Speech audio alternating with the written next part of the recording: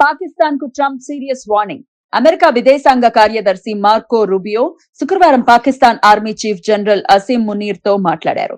భారత్ తో ఉద్రిక్తతను తగ్గించుకోవాలని కోరినట్లు అమెరికా విదేశాంగ శాఖ ప్రతినిధి టామ్ బ్రూస్ ఒక ప్రకటనలో తెలిపారు. ఇరు దేశాల మధ్య భవిష్యత్తులో ఘర్షణలను నివారించడానికి నిర్మాణాత్మక చర్చలకు అమెరికా సహాయం చేస్తుందని రూబియో చెప్పినట్లు సమాచారం. ఇక ఈ వారం ప్రారంభంలో రూబియో భారత విదేశాంగ మంత్రి ఎస్ జైశంకర్, పాకిస్తాన్ ప్రధాన మంత్రి షరీఫ్లతో విడివిడిగా మాట్లాడి ఇరు దేశాలు ఉద్రిక్తతలను తగ్గించుకోవాల్సిన అవసరాన్ని నొక్కి చెప్పారు. ఉగ్రవాద గ్రూపులకు మద్దతును అంతం చేయడానికి పాక్ ఖచ్చితమైన చర్యలు తీసుకోవాలని పునరుద్ఘాటించారు. అటు అమెరికా అధ్యక్షుడు డొనాల్డ్ ట్రంప్ కూడా రెండు దేశాల ఉద్రిక్తతలను తగ్గించుకోవాలని కోరిన విషయం తెలిసిందే. ఈ ఉద్రిక్తత వీలైనంత త్వరగా తగ్గుముఖం పట్టాలని అధ్యక్షుడు కోరుకుంటున్నారు.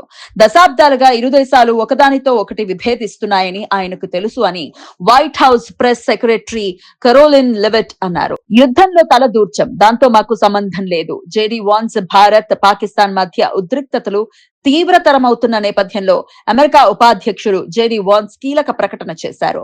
యుద్ధంలో తాము జోక్యం చేసుకోబోమని, ప్రాథమికంగా దాంతో తమకు ఎటువంటి సంబంధం లేదని ఆయన గురువారం మీడియాతో మాట్లాడుతూ స్పష్టం చేశారు. భారత్, పాకిస్తాన్ దేశాలు అమెరికా నియంత్రణలో లేవు. ఉద్రిక్తతలను తగ్గించాలని మాత్రమే ఆ రెండు అణ్వాస్త్ర దేశాలకు మేము సూచించగలము.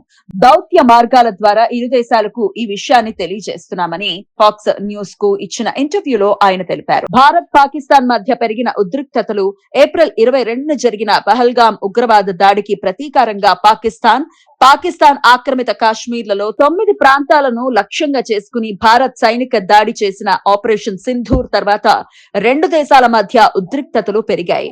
అప్పటి నుండి జమ్మూ కాశ్మీర్, రాజస్థాన్, పంజాబ్ లోని భారత సైనిక స్థావరాలను లక్ష్యంగా చేసుకుని దాయాది దేశం చేసిన డ్రోన్, క్షిపణి దాడులను భారత్ సమర్థవంతంగా తిప్పికొట్టింది. పాక్ తాజాగా రెచ్చగొట్టే చర్యలకు జమ్మూ కాశ్మీర్ నుంచి గుజరాత్ వరకు అంతర్జాతీయ సరిహద్దులతో పాటు నియంత్రణ రేఖ వెంబడి భారత్ లోని 26 ప్రదేశాలలో సాయుధ డ్రోన్లతో దాడికి పాల్పడింది. పాకిస్తాన్ డ్రోన్ దాడులను భారత్ తిప్పికొట్టిన కొన్ని గంటల తర్వాత ఈ రోజు ఉదయం శ్రీనగర్ లో కూడా బహుళ పేలుళ్ల శబ్దాలు వినిపించాయి.